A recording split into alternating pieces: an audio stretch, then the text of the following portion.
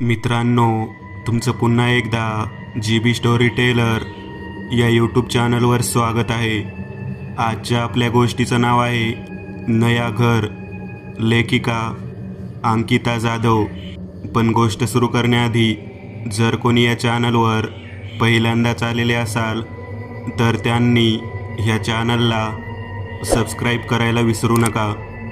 चला तर मग अजिबात वेळ न घालवता गोष्टीला सुरुवात करूया.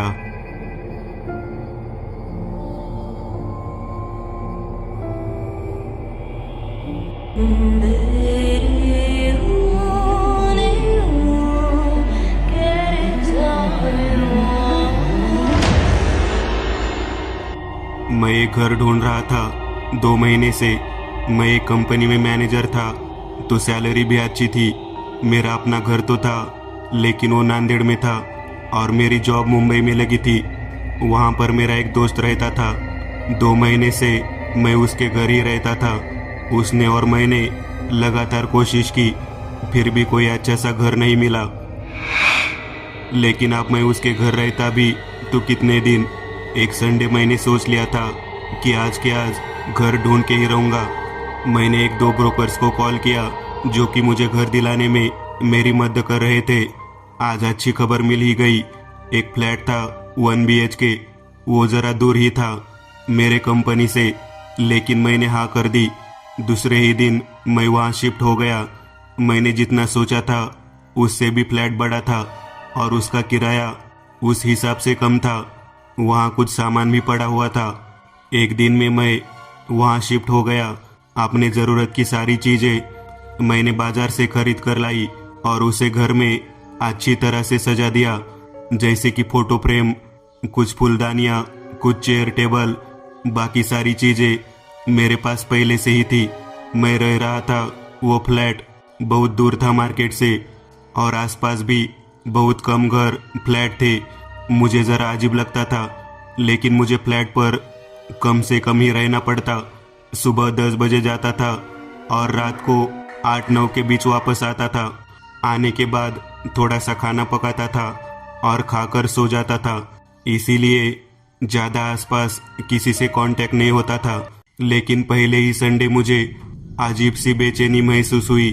इतने बड़े फ्लैट में मुझे अकेलापन खाने लगा. मैंने एक पार्टनर ढूंढने की सोची. 1 हफ्ता तो कोई पार्टनर नहीं मिला. लेकिन अगले संडे मैं चाय पीते वक्त पेपर पढ़ रहा था. तभी एक आवाज़ आई, क्या विवेक मिश्रा यही रहते हैं? मैं झट से उठकर बाहर आया तो देखा कि एक शायद 24 से 25 साल का एक लड़का बाहर खड़ा था. वो मुझसे छोटा ही था. मैं भी 28 का जो था. जी, मैं ही हूँ विवेक. लेकिन आप? वो मैंने अखबार में पढ़ा था कि आपको एक पार्टनर की ज़रूरत थी. वो लड़का बोला, हाँ, तुम बिल्कुल ठीक जगह पर आए हो. आओ, अंदर आओ. मैंने खुश होकर बोला, वैसे तुम्हारा नाम क्या है? मैंने पूछा. मैं सागर गोयल. वैसे मैं एक टीचर हूँ. पेंटिंग सिखाता हूँ स्कूल में और घर पर भी वक्त मिल जाए तो अच्छी खासी पेंटिंग बना लेता हूँ. सागर ने कहा, वो ग्रेट. कभी मेरी भी पेंटिंग बनाना. वैसे मैं कंपनी में मैनेजर हूँ तो ज़्यादातर वक्त वही निकल जाता है. इतने बड़े घर में अच्छा नहीं लगता था तो सोचा एक पार्टनर ही ढूंढ लूँ. मैंने कहा, मेरे बारे में कहूँ तो मुझे 4-5 घंटे स्कूल में लग जाते हैं और बाकी का टाइम मैं घर पर ही रहना पसंद करता हूँ. वैसे घर तो बहुत अच्छा है. सागर ने कहा. हम दोनों ने किराए के बारे में बातचीत कर ली.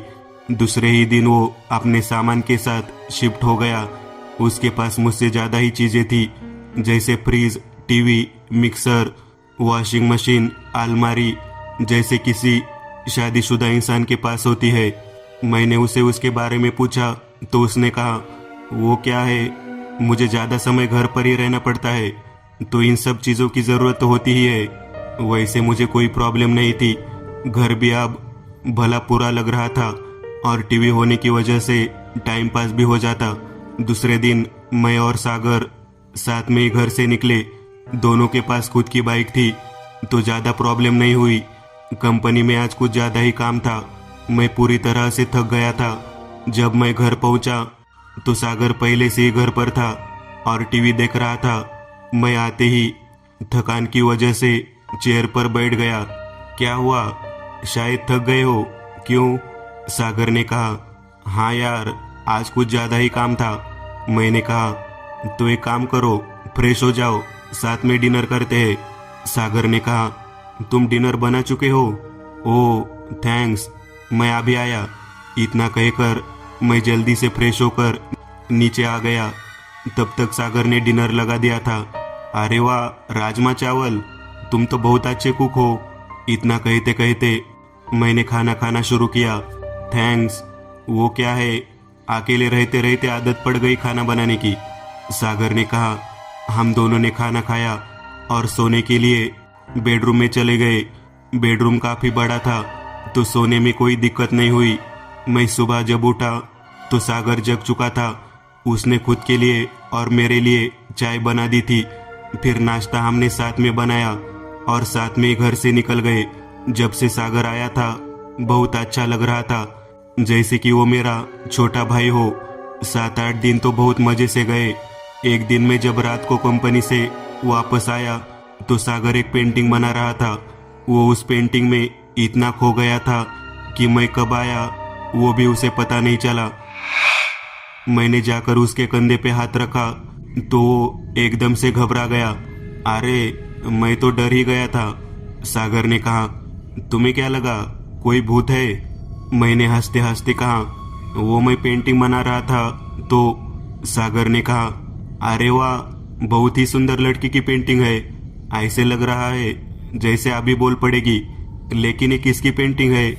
कोई सपनों की परी तो नहीं? मैंने सागर से कहा। अरे नहीं, वो अभी कुछ देर पहले उस बेंच पर एक लड़की बैठी हुई थी, उसे देखकर मैंने पेंटिंग बना ली, सागर ने कहा। क्या? लेकिन मुझे तो आज तक यहाँ कोई लड़की कभी भी नहीं दिखी, मैंने कहा। पता नहीं कहाँ से आई थी, मैं उससे जाकर बात करता तब तक वो जा चुकी थी, सागर ने कहा। अच्छा, उसे कल मिल लेना, अभी खाना खाते हैं। मैं आज बाहर से ही पार्सल ले आया हूँ, चलो, मैंने कहा। हम दोनों ने खाना खाया। थोड़ी देर टीवी देखते देखते गपशप की और फिर से सोने चले। रात को किचन से आती एक आवाज़ से मेरी नींद खुल गई। मैंने सागर को जगाना ठीक नहीं समझा और अकेले ही किचन की ओर चला गया। लेकिन वहाँ तो कुछ भी नहीं था, पर हॉल की एक खिड़की खुली हुई थी जहाँ से हवा अंदर आ रही थी। वही बैठकर सागर आज पेंटिंग बना रहा था।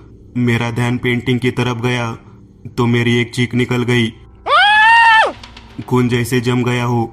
उस पेंटिंग में जो लड़की थी वो गायब थी, जो कि मुझे खिड़की के बाहर रखी हुई बेंच पर बैठी दिखाई दी। तभी मेरी चीख सुनकर सागर वहां दौड़कर आ गया। क्या हुआ विवेक, तुम इतने जोर से चिल्लाए क्यों? क्या हुआ? सागर ने कहा। मैंने डरते डरते उस पेंटिंग की तरफ अपनी उंगली से इशारा किया। सागर ने भी उस ओर देखा, लेकिन वहाँ तो सब कुछ जैसे कि तैसे था। मैंने सारी बात सागर को बताई तो उसने कहा कि शायद वो मेरा वहम था। हम दोनों फिर से सोने चले गए, लेकिन मुझे रात भर नींद नहीं आई। सुबह मैं जल्दी ही उठ गया। सागर के उठने तक मैंने चाय और नाश्ता बना दिया था। बार बार मेरा ध्यान उस पेंटिंग की ओर, खिड़की की तरफ जा रहा था। क्या हुआ विवेक, किसे ढूंढ रहे हो? कल वाली लड़की को? सागर ने मुझसे पूछा। नहीं तो बस ऐसे ही, मैंने कहा। लेकिन पता नहीं क्यों मेरे दिल में उस दिन से खौफ बैठ गया था। उस दिन से हर रात मुझे कोई ना कोई आवाज़ सुनाई देती थी, पर ना मैं सागर को जगाता और ना ही खुद अपनी जगह से हिलता। एक दिन वही आवाज़ें सागर ने सुनी और वो अकेला ही नीचे हॉल में आ गया।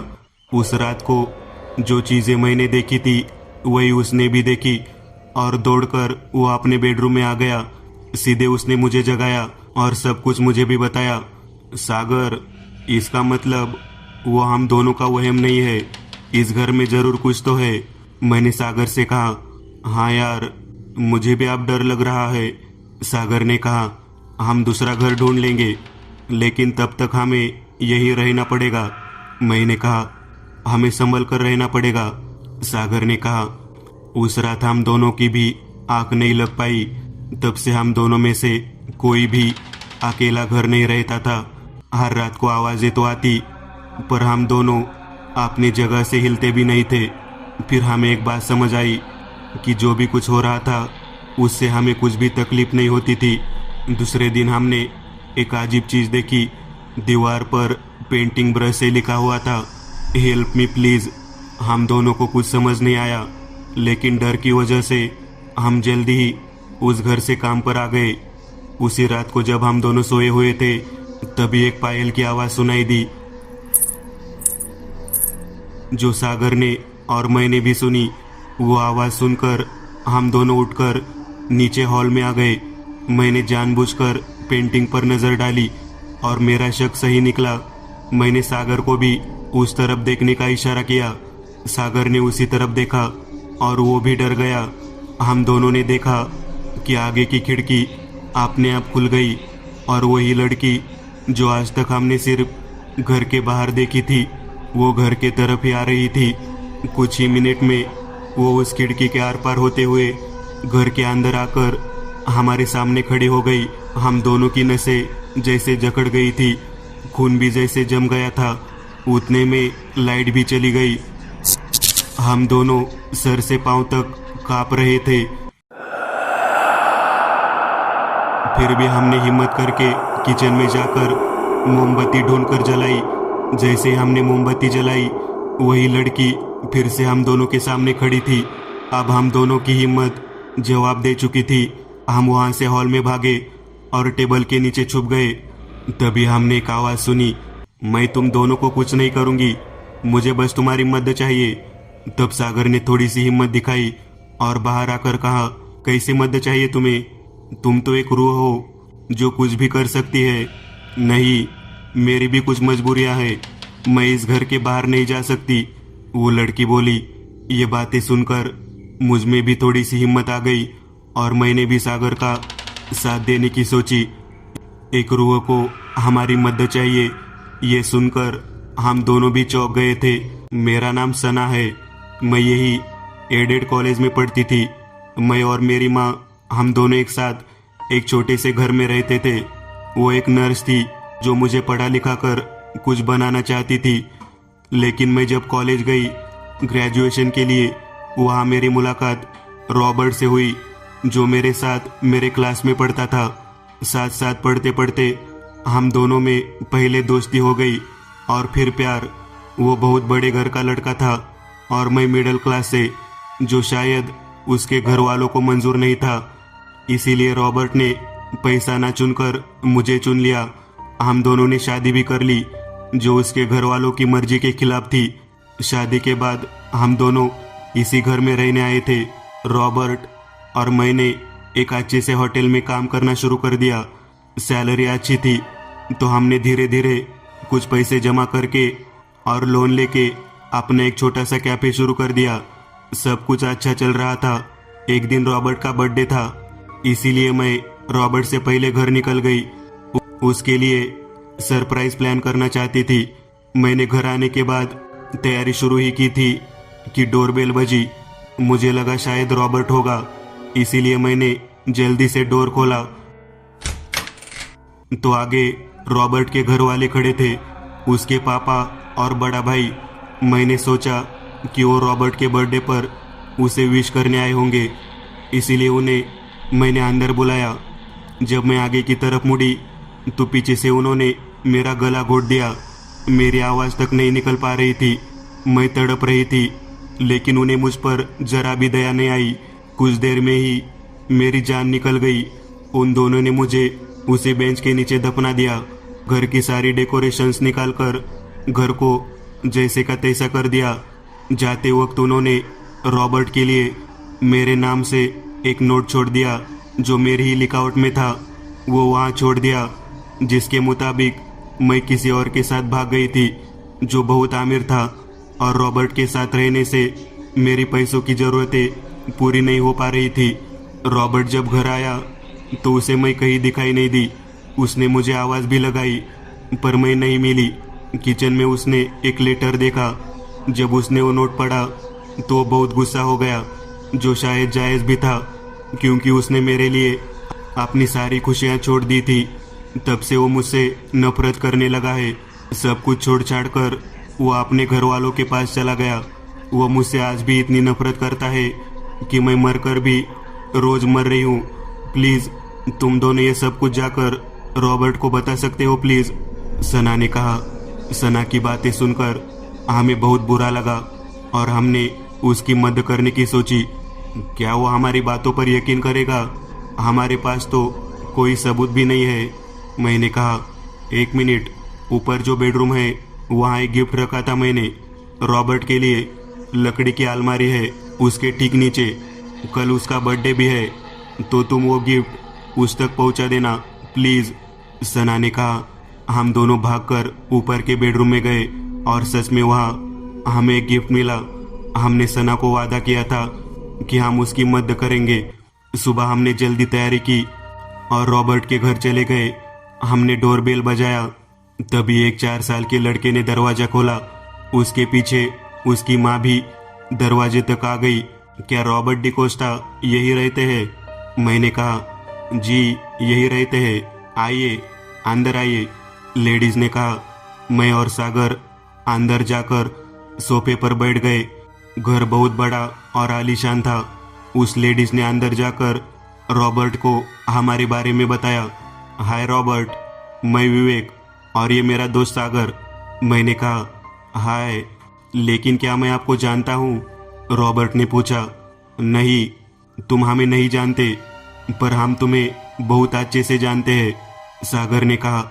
और हाँ, आपके लिए सना ने गिफ्ट भेजा है, सागर ने रॉबर्ट के हाथ में गिफ्ट थमाते हुए कहा। रॉबर्ट ने गिफ्ट हाथ में लिया और उस पर लिखी हुई लिखावट वो पहचान गया और बोला, अच्छा, तो ये सना ने भेजा है। उससे कहना जिसके साथ भागी थी उसी के साथ खुश रहे। मेरा बर्थडे याद रखने की जरूरत नहीं। सॉरी मिस्टर रॉबर्ट, बट ये सना ने नहीं बल्कि सना की रूह ने भेजा है। एक बार उसे खोल कर तो देखो, सागर ने कहा। क्या? ये आप क्या कह रहे हैं? रॉबर्ट ने कहा। हाँ, वो अब इस दुनिया में नहीं है। वो 5 साल पहले ही इस दुनिया से चली गई थी। मैंने कहा, ये कैसे हो सकता है? वो तो भाग गई थी किसी के साथ। फिर? रॉबर्ट ने कहा, तुम सना से सच्चा प्यार करते थे, तो फिर तुमने एक नोट पर कैसे भरोसा कर लिया? मैंने कहा, ओ माय गॉड, ये सब मुझसे क्या हो गया? बट ये सब किसने और क्यों किया? रॉबर्ट की आंखों से अब आंसू गिरने लगे थे। वो हम बाद में बताएंगे। सना ये गिफ्ट आपको देना चाहती थी, उसे तो खोल कर देखो, सागर ने कहा। रॉबर्ट ने वो गिफ्ट खोला। उसमें एक छोटा सा टेडी था जिसमें रिकॉर्डर था। सना ने उसमें कुछ रिकॉर्ड किया था। रॉबर्ट, आज तुम्हारे जन्मदिन पर मैं बहुत खुश हूँ। हम दोनों एक दूसरे के सहारे यहाँ तक पहुँच गए। इसी तरह तुम्हारा आने वाला हर जन्मदिन हम साथ में मनाएंगे। तुम्हारे इस जन्मदिन पर मैं तुम्हें एक खास गिफ्ट देना चाहती हूँ। गुड न्यूज़ देकर, आज तक हम सिर्फ दोनों ही थे एक दूसरे के लिए। अब हम दोनों के बीच एक छोटा सा प्यारा सा नन्हा सा बेबी आने वाला है। मैं तुम्हें ये न्यूज़ कल ही बताना चाहती थी, पर सोचा जन्मदिन पर बताऊंगी तो तुम्हारी खुशी दुगनी हो जाएगी। Many many happy returns of the day Robert. वो सब बातें सुनकर सिर्फ रॉबर्ट की ही नहीं, हम दोनों की भी आंखें छलक पड़ी। फिर हमने उसे सब कुछ बता दिया जो सना ने हमें बताया था। हमने हमारी तरफ से सना की मदद कर दी थी। वापस घर आने के बाद हमने सभी बातें पुलिस को बताई और सना को जहां दफन किया गया था वो जगह खोदी। उसके कंकाल को सभी ने वहां से निकालकर उनके रीति रिवाज से उसे कब्रिस्तान में दफन कर दिया। शायद तब जाकर सना को मुक्ति मिली होगी। हमें फिर वहां रहने में कभी कोई दिक्कत नहीं आई। उसके अगले ही साल मेरी और सागर की शादी तय हो गई और हम अपने अपने परिवार के साथ कहीं और सेटल हो गए। इस बात को अब 3 साल बीत गए हैं, फिर भी मैं और सागर उन दिनों को भूल नहीं पाए। जब भी मिलते हैं तो उन दिनों का जिक्र होता ही है। जब अगली बार आप फ्लैट और घर खरीदे तब सब जानकारी पूरी तरह से जांच लीजिए, क्योंकि ये तो सना की रूह थी जो अच्छी थी और हमें कोई नुकसान नहीं हुआ, लेकिन आपका पाला किसी बुरी रूह से ना पड़ जाए तो जरा संभल कर ही नया घर खरीदे.